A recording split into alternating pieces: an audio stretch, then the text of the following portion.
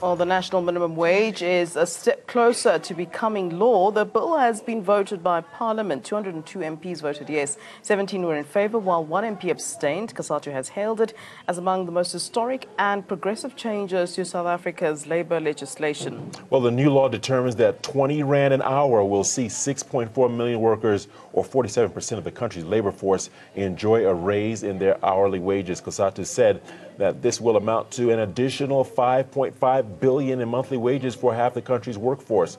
The national minimum wage proposals faced huge criticisms from several quarters as being too low. Farm and domestic workers will be brought up to 100% of the national minimum wage within 2 years. Parliament will also be passing legislation that will significantly expand access to the unemployment insurance fund by increasing unemployment benefits from 8 months to 12 months, among other changes. All right, joining us on the line is Sizwe Pamela, national spokesperson for Cosatu. Sizwe, thank you for joining us. Now, give us your viewpoint. This is one of the most historic bills ever passed in terms of labor laws. To that, you say what? Well, we are very happy as Cosatu. We do hope that the NCOP will also expedite this process. The minimum wage is long overdue. There are more than 6 million workers who will benefit out of this.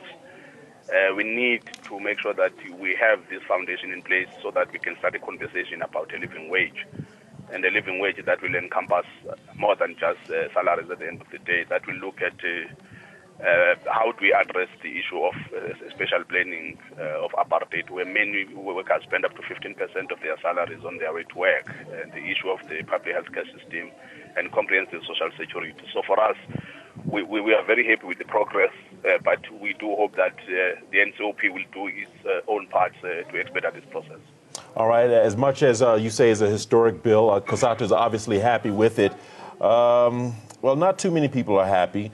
16 MPs voted against the bill, and they said the negotiations were not optimum. And do you feel in any way you've compromised the labor force by agreeing to this bill?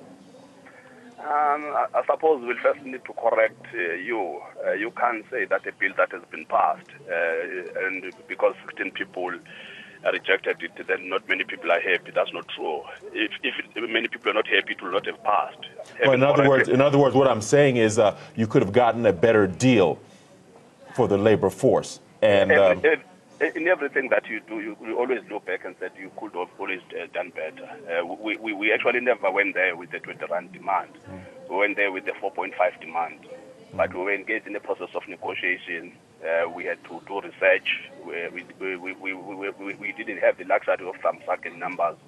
We had to base everything in sound economic reality, reconcile the competing claims of all social partners, allay fears of our other partners at Network. So it's a process. We are not going to change the labor market system through a magic wand. Everything that we are doing is methodical. Everything that we are doing is based on evidence. So we are comfortable with where we are as the Federation. Well, Samla, no doubt it's a step in the right direction, but how practically effective do you think this bill is in affecting and addressing the case of inequality when it comes to income in this country?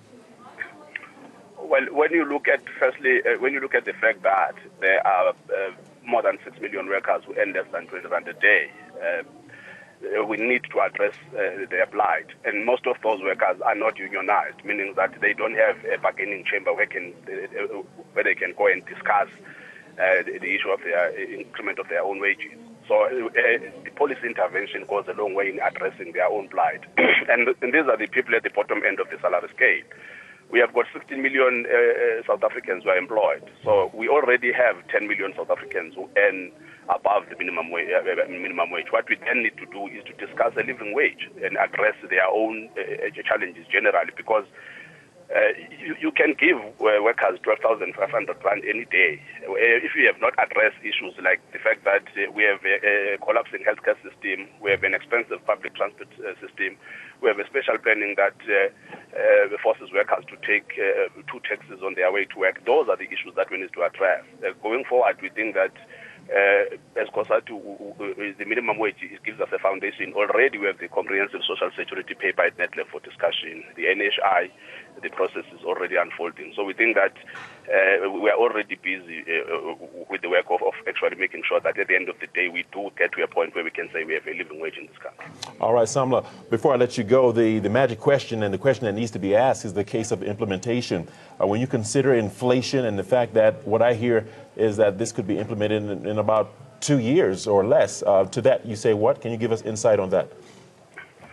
Well, the issue of implementation, as far as we are concerned, we have agreed on a national minimum wage commission. Actually, one of the reasons why the minimum wage was postponed from the 1st of May is because we wrote to the Department of Labor. We were objecting because we felt that there were some loopholes. We don't want a situation where, like other labor laws, employers are not held accountable. We want punishment to act as a deterrent. We don't want a situation where employers can just shrug off the national minimum wage and say we're going to pay off the penalties and move on. So we want to close all of the loopholes so as to not give many of the employers who've been very intransigent over the last couple of years an opportunity to be able to actually circumvent the national minimum wage. Of course, it's not going to be easy. We're not naive.